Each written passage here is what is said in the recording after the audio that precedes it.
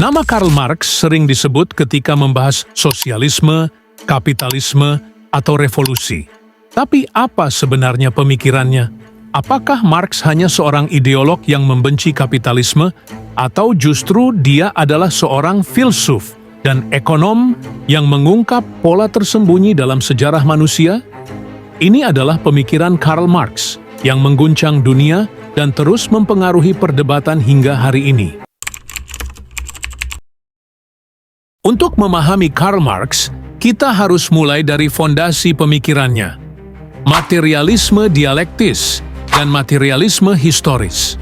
Dalam pandangan Marx, sejarah bukan digerakkan oleh ide atau pemimpin besar, tapi oleh kondisi material dan konflik kelas. Marx menolak gagasan bahwa perubahan sejarah terjadi karena ide-ide besar atau individu tertentu. Dia menolak pandangan idealis Hegel yang melihat sejarah sebagai perkembangan kesadaran manusia. Bagi Marx, kesadaran tidak membentuk realitas, tetapi justru realitas materialah yang membentuk kesadaran. Sejarah bukanlah kisah tentang raja-raja atau pemikir besar, tetapi tentang bagaimana manusia bekerja untuk bertahan hidup, bagaimana mereka memproduksi barang, dan bagaimana hubungan antara mereka ditentukan oleh kepemilikan alat produksi. Contohnya, di era feodalisme, para bangsawan memiliki tanah, sedangkan petani hanya bisa bekerja dan memberikan sebagian hasil panennya sebagai pajak. Lalu, datanglah kapitalisme yang menggantikan feodalisme.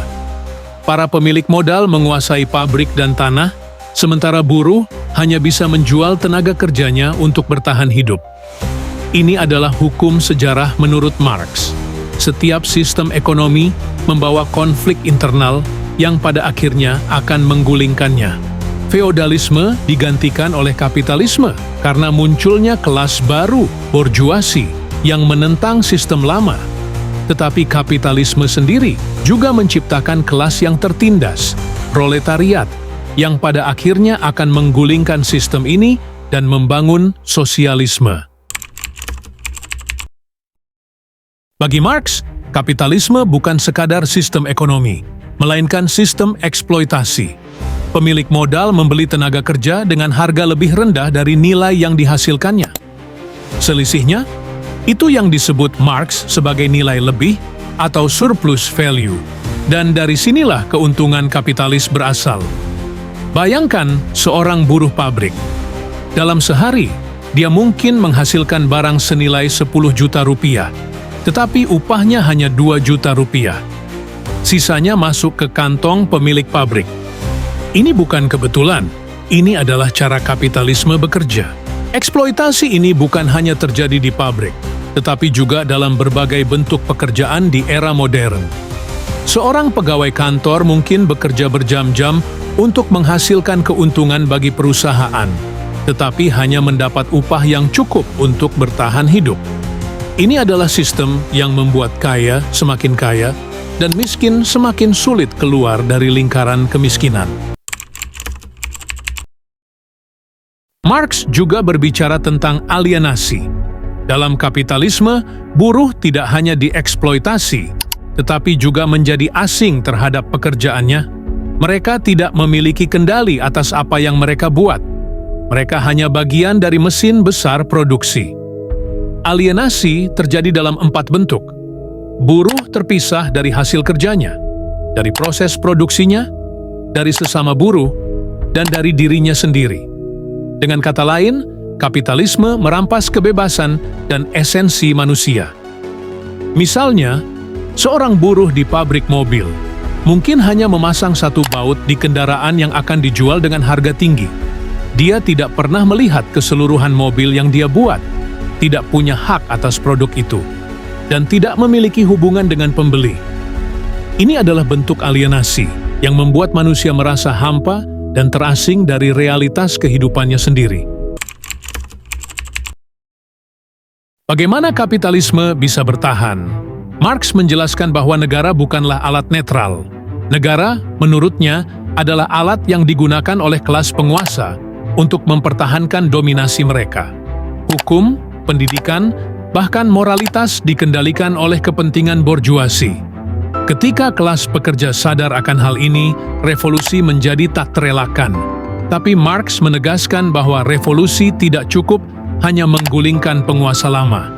Negara proletariat harus mengambil alih dan menghancurkan sisa-sisa sistem lama sebelum akhirnya negara menghilang dalam masyarakat. Salah satu kutipan Marx yang paling terkenal adalah, "Agama adalah candu masyarakat." Tapi apa maksudnya?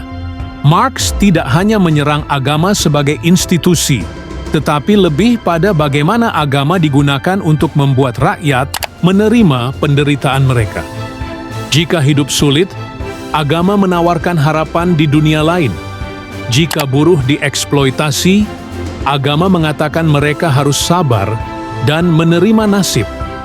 Dengan cara ini, agama seringkali menjadi alat bagi kelas penguasa untuk mempertahankan status quo.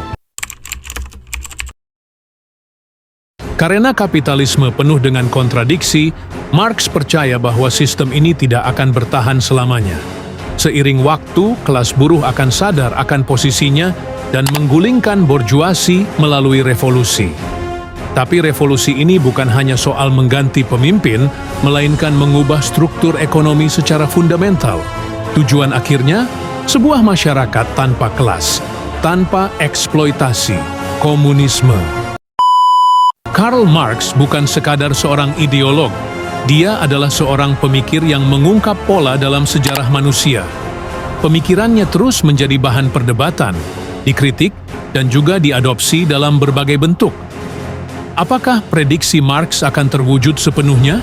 Atau kapitalisme akan terus berkembang tanpa batas?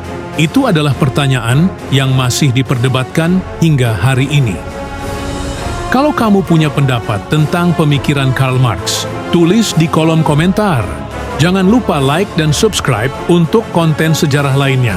Sampai jumpa di episode berikutnya dari Sejarah Dunia.